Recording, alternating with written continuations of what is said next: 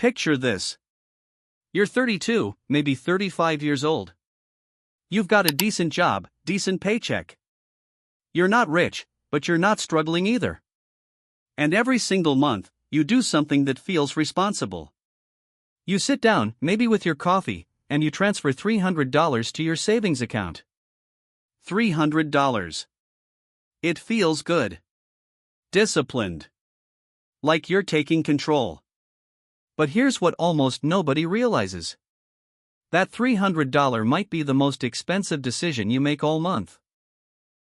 Not because you're saving it, but because of where you're putting it. Most people assume that as long as the money is moving away from their checking account, they're doing the right thing. Any savings is good savings. That's the mistake. Because $300 a month in the wrong place isn't the same as $300 a month in the right place. And the difference compounds quietly for years before you ever notice it's happening. I'm David, and today I'm going to show you exactly what that difference looks like in real numbers. Not theory. Not what some financial advisor wants you to believe. Real, measurable dollars. And more importantly, I'm going to show you the specific question you need to ask yourself right now to figure out if you're making this mistake. Let's start with the basics.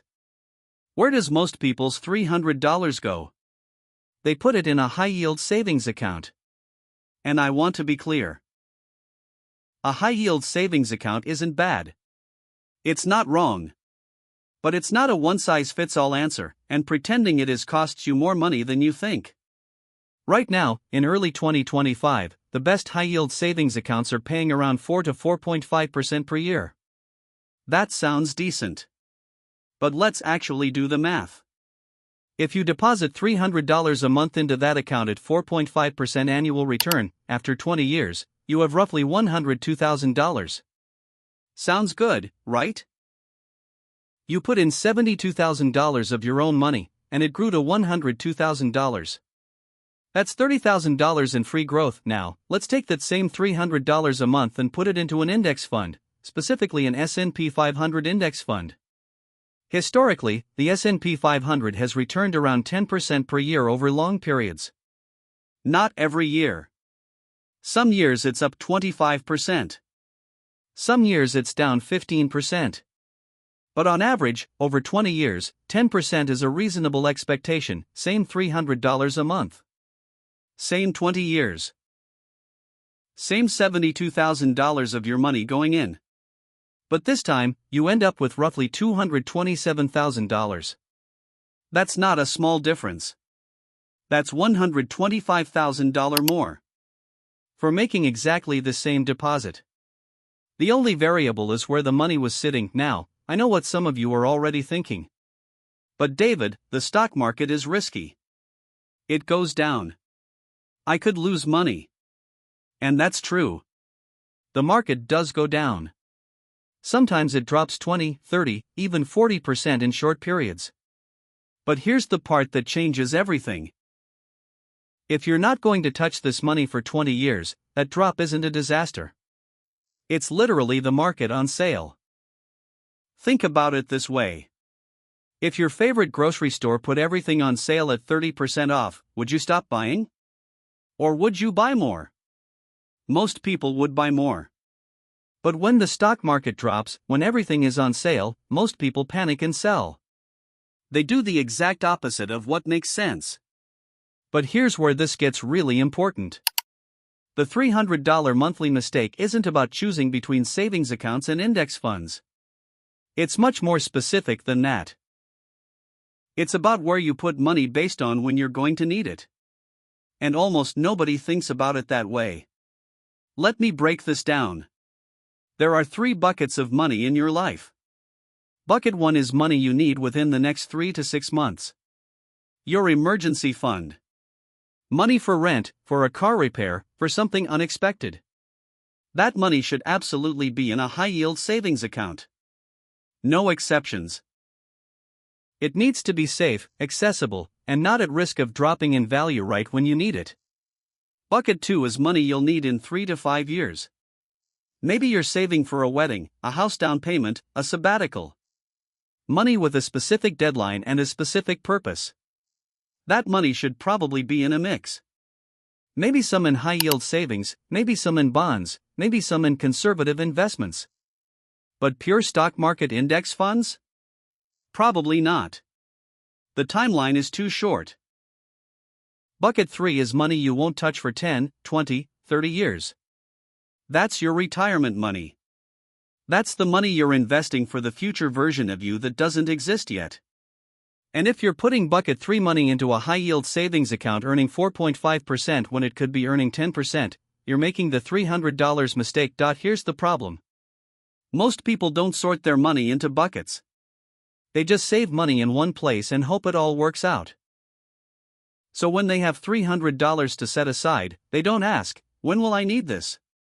They ask, where do other people put their money? And the most popular answer right now is high-yield savings accounts. It's everywhere. Financial TikTok. Financial Instagram. Every personal finance channel. Open a high-yield savings account, get 4.5%, it's safer than the market. And yes, it is safer. But safer doesn't mean better for money you won't need for decades. Safer just means it won't drop in value. It also means it won't grow the way it could. So here's the question you need to ask yourself right now. And I mean right now. Before you set up your next automatic transfer. When am I actually going to need this $300? Not when might I need it.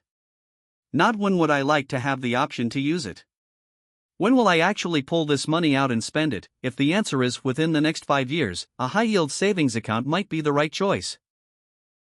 You're prioritizing safety and access over growth. And that makes sense. But if the answer is I won't touch this for 10, 15, 20 years or more, then you're making the $300 mistake every single month.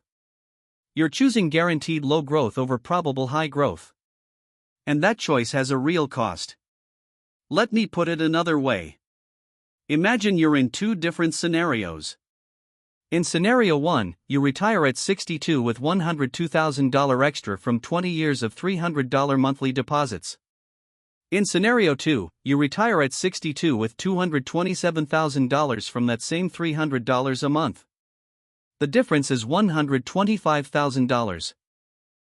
That's real money. That's travel. That's security. That's peace of mind. But here's what really gets people. It's not the big decisions that cost you the most. It's the small ones repeated. Because this isn't a one-time choice. You're making this decision every single month. Every single month, you're choosing where the $300 goes. And over 20 years, that small monthly choice becomes a $125,000 decision. Now, I want to address something. A lot of people hear this and think, okay, I should just move all my savings into the stock market. And that's not what I'm saying. That would actually be a mistake in the opposite direction. You still need that emergency fund. You still need money accessible without waiting for the market to go up. But most people don't have 5 different accounts. They have one account where everything goes. And everything gets treated the same way. So here's what the habit should look like. When you have $300 to save, ask yourself first. Is this part of my emergency fund? Do I already have 3 to 6 months of expenses saved in cash? If the answer is no, that $300 goes to a high-yield savings account. That's not the wrong choice. It's the right choice for that bucket of money. But once your emergency fund is complete, once you have that cushion, the next $300 you save should probably go somewhere different. Not into more cash savings. Into investments with longer timelines. Index funds. Roth IRAs. Retirement accounts. Places where that money can actually grow the way it's supposed to. Let me give you a real example. Sarah is 33. She has a decent job. She saves $300 a month. For the first 2 years, she's building her emergency fund. That $300 goes into a high-yield savings account. After 2 years, she has $7,200 saved. That's her 6-month emergency cushion. Now what? She keeps the $7,200 in the high-yield account. But now, her next $300 a month goes into a Roth IRA, which she invests in an S&P 500 index fund. She does this for the next 18 years until retirement. By 60, she's built a $225,000 investment portfolio, plus she still has her $7,200 emergency fund sitting safely in the bank. Sarah made the exact same $300 monthly deposit. She just asked one question first. When will I actually need this? And that one question changed her outcome by more than $100,000 over her lifetime. So here's the bottom line. The $300 monthly mistake isn't about being irresponsible with your money. It's about putting your responsible money in the wrong place. It's about choosing safety first when you should be choosing growth for at least some of your savings. And it's about not asking the most important question before you save. Next time you're about to move money to savings, pause. Ask yourself, when do I actually need this? If it's more than 5 years away, consider moving it somewhere it can actually grow. Your 62-year-old self will thank you for the $125,000 difference. I'm David, and I'm here to help you take control of your finances. Thanks for watching.